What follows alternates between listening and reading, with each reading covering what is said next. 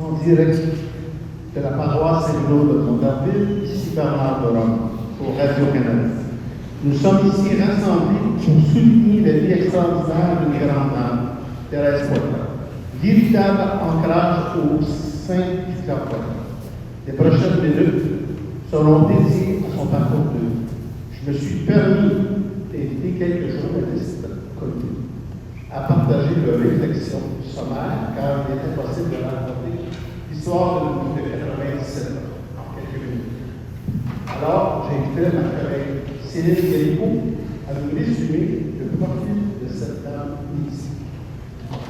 Thérèse et Feu Vincent ont uni leurs liens dans le mariage et de cet amour est née une famille de 7 enfants qui, à son tour, a procréé. Aujourd'hui, le clan Poitras compte plus de 60 fils, filles, gendres, belles-filles, petits-fils, petites-filles, arrière-petits-fils, arrière-petites-filles. Pas besoin de vous dire que le fruit de leur union a déjoué les chiffres de l'Institut de la statistique du Québec qui nous rapporte aujourd'hui une baisse du nombre de naissances. Toujours coquette et fière de sa personne, elle faisait l'envie de bien du monde avec sa peau remarquable. Son secret, nous dirait-elle, utiliser les produits cliniques. Et croyez-moi, son charme naturel attirait son fan club masculin au manoir. Enfin, je ne saurais vous raconter toute son histoire, mais plusieurs de mes collègues ici réunis prendront part à notre discussion. En direct de Saint-Bruno de Montarville, ici Céline Galipo. Merci Céline pour ce témoignage. J'inviterai pour notre prochaine invité, Gérard Filion, à nous faire part de ses réflexions sur le sens de l'organisation de Madame. Quelle vivacité d'esprit! Je me permets de vous dévoiler un secret bien gardé. Cette grande dame, dès son jeune âge, avait développé un sens aigu de l'organisation. Elle a mené plusieurs combats, dont l'organisation de spectacles, des levées de fonds et toute autre activité parascolaire. Membre active, elle gagnait en popularité auprès de ses pairs. Aujourd'hui, nous voyons que la pomme n'est pas tombée très loin de l'arbre. Les préparatifs de son ultime voyage témoignent de ce fait. Cette grande dame gérait son portefeuille avec discernement. Toujours prête à aider, elle ne manquait pas une chance de gâter, de donner, de distribuer des fonds aux personnes nécessiteuses de son entourage. Elle s'est toujours sentie privilégiée et reconnaissante de ses acquis. Malgré tout, elle est demeurée humble et généreuse. À sa grande surprise, elle disposait d'un sens aigu pour la négociation, comme en témoigne la vente de son fameux condo. Elle n'a jamais hésité à faire monter les enchères. Elle est demeurée intransigeante tout au long du processus de négociation, avec comme objectif ultime obtenir le meilleur rendement sur son investissement. Gare à vous, car sous cette douceur se cachait une bête à la Warren Buffett. Elle aurait pu donner des leçons de budget à certains de nos politiciens. Ses comptes balancent tout le temps et elle ne laisse aucune dette aux générations futures. Son histoire nous rappelle sa qualité humaine et sa grande générosité envers tous et chacun. En direct de Saint-Bruno de Montarville, ici Gérard Filion. Merci Gérard pour ce témoignage éloquent. J'ai envie de connaître encore plus l'histoire de cette grande dame. J'avais entendu dire qu'elle avait toujours été très active. Est-ce que René Le Cavalier peut venir préciser? Cette dame a toujours été très active depuis sa tendre enfance. Au fil du temps, elle a développé une vraie passion pour le golf avec son amoureux.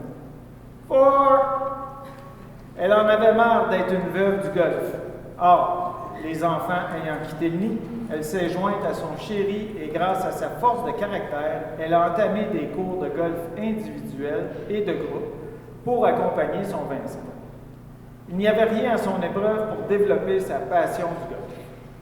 Elle savourait chaque instant, que ce soit avec son mari, ses enfants ou ses amis. Je me rappelle de sa grande fierté après avoir fracassé le fameux 90. Ce sport lui aura permis de nourrir de nouvelles amitiés, de s'accomplir, de s'amuser, de rire et de passer du temps précieux avec l'homme de sa vie.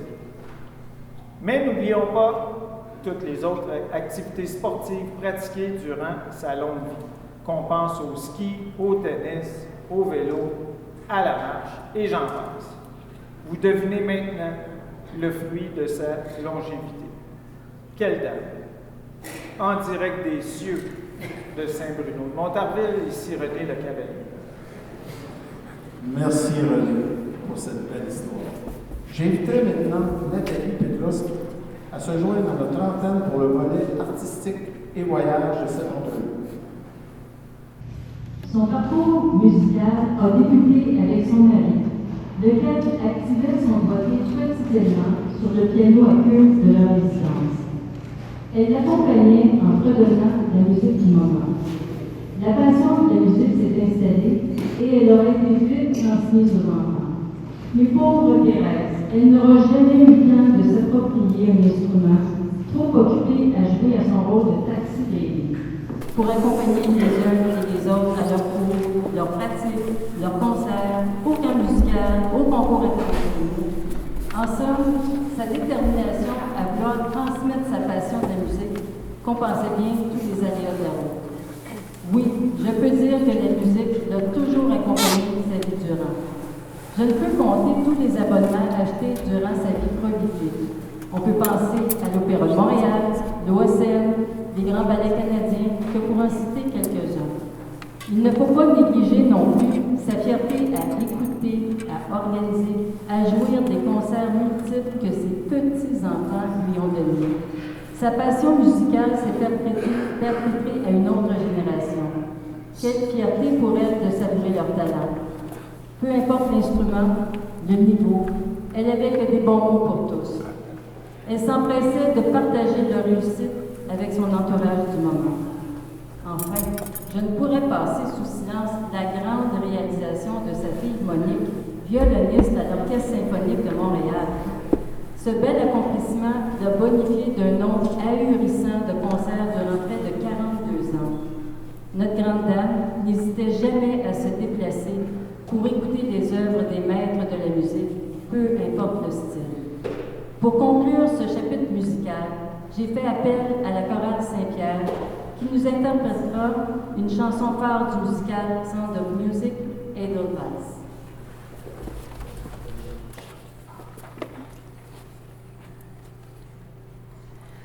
Chère maman, grand-maman, sais-tu combien on t'aime? Nous t'offrons humble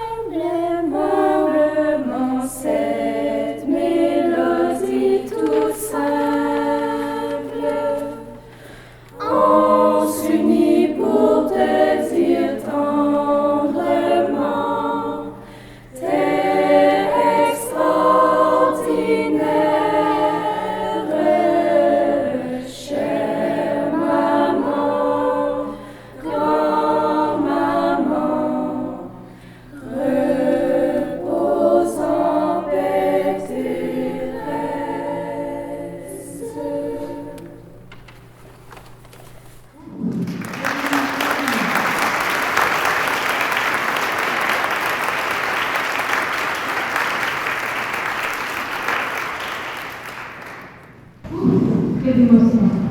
Me revoilà Bernard. Et avant de passer la parole au suivant, Voici ce que j'ai préparé et qui souligne une autre facette de la personnalité de Thérèse Poitras, son âme de globe-trotteuse.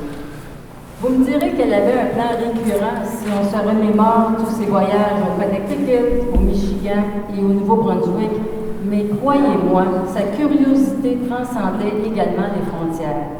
Elle adorait se remémorer les voyages faits avec sa sœur Simone. On peut penser à Hawaï, la Californie, la France.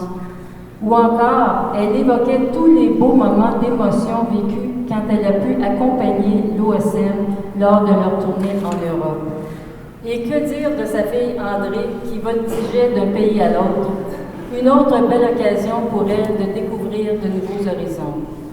Chaque voyage aurait été un moment de bonheur, de grâce et d'amitié. Je vous retourne la parole avant de me mettre à pleurer devant ce parcours extraordinaire. En direct de Saint-Bruno, ici Nathalie Petrovski. Merci Nathalie pour ce témoignage éloquent. Nous conclurons cette émission avec mon cher ami Charles Serre de Découverte qui nous parlera du volet Sciences et technologie. Bonjour Charles. C'est avec un plaisir que vous venez conclure ce parcours de vie monumental de Thérèse Poitras. Je vous cède donc la parole. Merci. Comme vous le savez tous, j'anime l'émission Découverte et croyez-moi, tous les scientifiques se posent la même question. Comment cette grande dame de 97 ans a-t-elle pu être lucide sur une si longue période de temps? Elle vous répondrait sans aucun doute. Jouez au brides, jouez au Scrabble. Ces jeux contribueront à garder votre esprit vif. Elle vous dirait également: récitez les dates d'anniversaire de toute votre progéniture dans votre tête en marchant. Elle les savait tous. Un succès garanti. Ah, j'oubliais la lecture. Elle vous dirait: lisez. Les livres nous divertissent, nous occupent l'esprit et nourrissent notre cerveau. Tant pis si vous amputez quelques heures de sommeil, le résultat procure un vif plaisir. Écoutez donc la sagesse de cette grande dame, messieurs les scientifiques, et continuez vos recherches pour les générations futures. À tous les Apple, Microsoft, Messenger, FaceTime de ce monde, vous venez de perdre une cliente des plus actives sur vos réseaux. Cette grande dame à l'esprit vif et au savoir sans limite s'est jointe tardivement aux multiples réseaux existants. Vous comprendrez qu'elle est passée par toutes les technologies inimaginables en 97 ans, mais elle a su très bien s'adapter progressivement. Son désir de garder le contact avec ses êtres chers le stimulait à un tel point qu'elle ne pouvait plus s'en passer, comme bien d'autres d'ailleurs. Il lui arrivait de rencontrer quelques bugs informatiques, mais bénéficiant d'un entourage remarquable, elle n'était jamais au bout de ses peines. Bravo, chère dame, vous êtes un modèle de vie exemplaire. En direct de Saint-Bruno-de-Montarville, ici, Charles Tisser. Merci Charles Tisser. C'est ainsi que conclut cet hommage mérité. Sachez, chère dame, que le public qui regarde ce reportage en direct, vous tous, vous remercie chaleureusement pour votre amour inconditionnel à l'endroit de votre famille, votre générosité sans borne et votre amitié sans frontières. De la paroisse de Saint-Bruno-de-Montarville, merci beaucoup d'être ici et au revoir, chère Thérèse.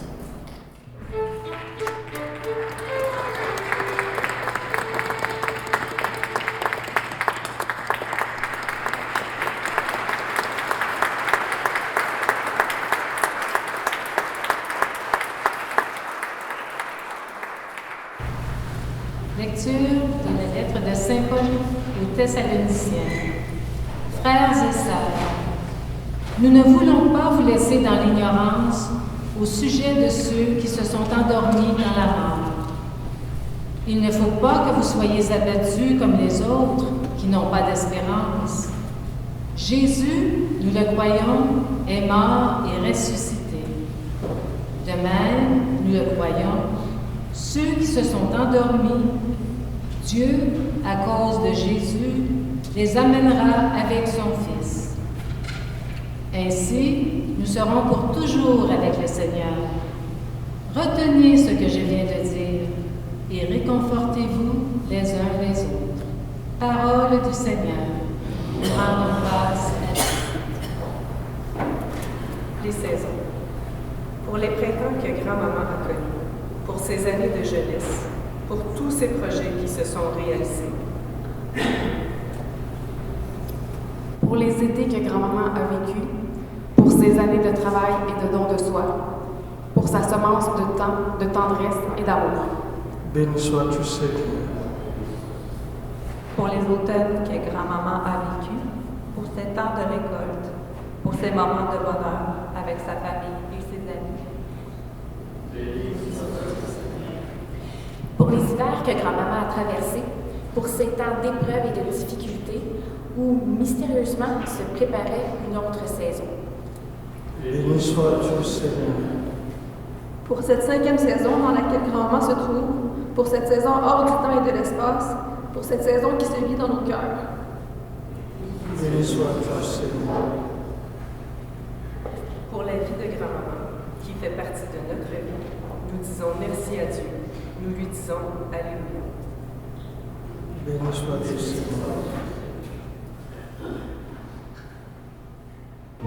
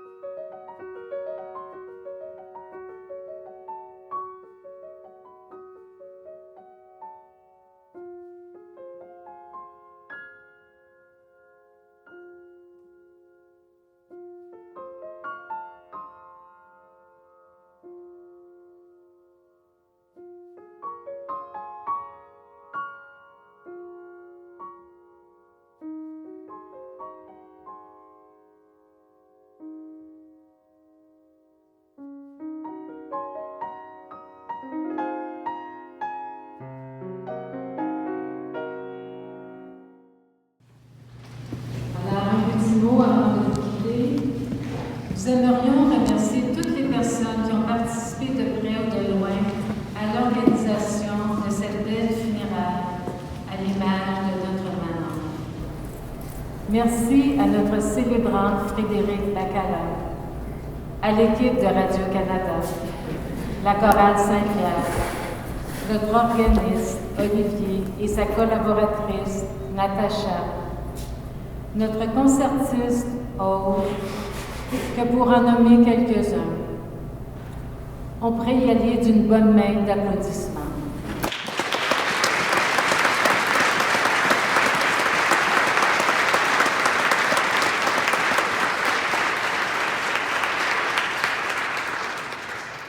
Pour votre information, seuls les 7 enfants accompagneront le célébrant pour la sortie du cercueil, et ce, dans le but d'éviter un embouteillage à l'entrée. Comme une autre funéraille est prévue à 13h, nous vous demandons de sortir par l'avant. Nous vous invitons à venir célébrer la vie de notre maman au sous-sol de l'église. Un goûter vous sera servi. Les petits-enfants présenteront un hommage ressenti à leur grand-mère. Vous pourrez également visionner un diaporama commémoratif de la vie de maman, épicé à la Jacques Poitras. Maman, notre rassembleuse préférée, vous y attend depuis là-haut et se réjouit de se remémorer tant de belles histoires à vos côtés. Merci.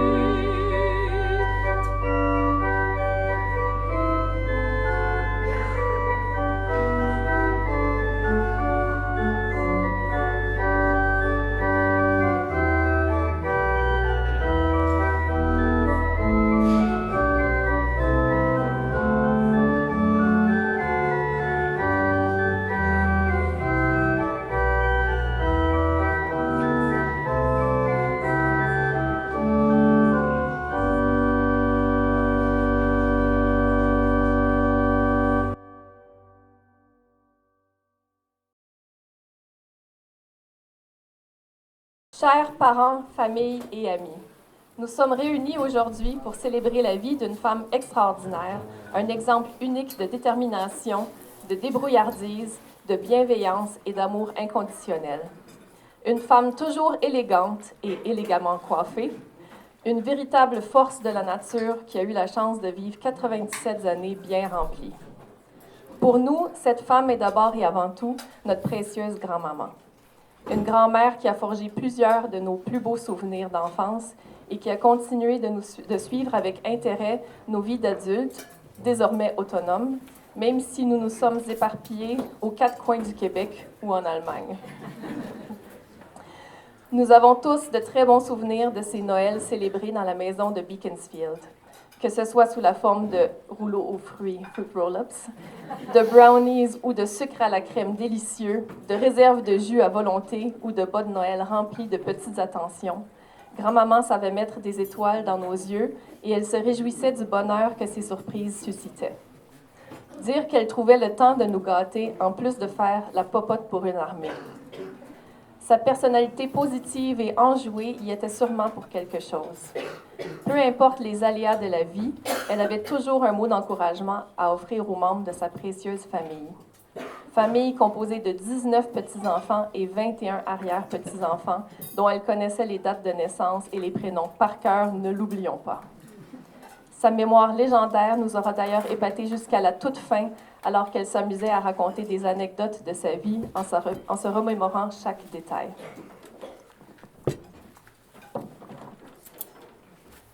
Grand-maman a traversé près d'un siècle de changements avec une curiosité et une vivacité qui nous inspirent tous et toutes. Il n'y a pas d'âge pour embrasser de nouvelles expériences et elle nous l'a prouvé à maintes reprises. Pour demeurer en contact avec toute sa grande famille, elle a vite appris à se servir de la technologie à un âge auquel plusieurs choisissent plutôt de l'abandonner. Rares sont celles et ceux qui, à 97 ans, peuvent se vanter d'avoir un compte Facebook et de savoir utiliser FaceTime, mais notre grand-mère publiait des joyeux anniversaires sur nos murs depuis de belles lurettes. C'est ce qui s'appelle évoluer avec son époque. Impossible de rendre hommage à grand-maman sans parler de sa passion contagieuse pour la musique classique. Elle assistait avec le même émerveillement à un concert de l'OSM qu'à une prestation improvisée par l'un ou l'autre d'entre nous. Son support, sa générosité et ses encouragements ont été significatifs dans plusieurs de nos parcours musicaux. Son départ marque la fin d'une génération, après celui de grand-papa Vincent, de tante Co, de tante Georgie et de tante Simone. Heureusement, elle nous a transmis ce sens précieux des traditions familiales et des retrouvailles. Que ce soit dans la maison de Beaconsfield, dans la salle de réception du manoir ou dans la chaleureuse demeure d'Hugo et Angèle, elle nous a appris que rien n'est plus important que d'être ensemble, de partager des moments de rire et d'amour. Elle était fière de sa belle grande descendance et on pouvait le lire dans ses yeux. Aujourd'hui, alors que nous te disons au revoir, grand-maman, nous sommes remplis de gratitude pour tout ce que tu nous as offert. Nous te promettons de faire vivre ton héritage en continuant de nous réunir en famille pour célébrer la vie, comme tu l'as toujours fait, si Angèle et Hugo veulent bien continuer cette tradition-là. Tu resteras un modèle inspirant et tu nous manqueras à jamais. Merci pour tout ce que tu as été pour nous et pour ce que tu seras encore dans nos cœurs. Repose en paix et donne un gros bisou à grand-papa de notre part. Avec tout notre amour, tes 19 petits-enfants.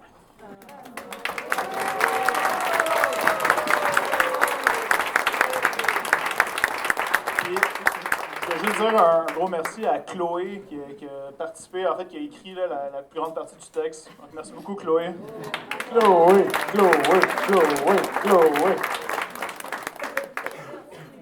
Alors, ça couronne pas mal tout ce qui a été de l'événementiel aujourd'hui pour Thérèse, cette petite maman. Écoutez, on vous remercie énormément d'être tous présents. Il y a du monde de Québec, il y a du monde de partout. Sherbrooke, Magog, États-Unis. J'espère que vous votez du bon bord. Non, non. Alors, profitez de l'après-midi pour échanger. Soyez dans l'amour, soyez dans le partage. Pas de chicane ici dans ma cabane, on est dans la maison à Thérèse. Un drink à Thérèse. Santé!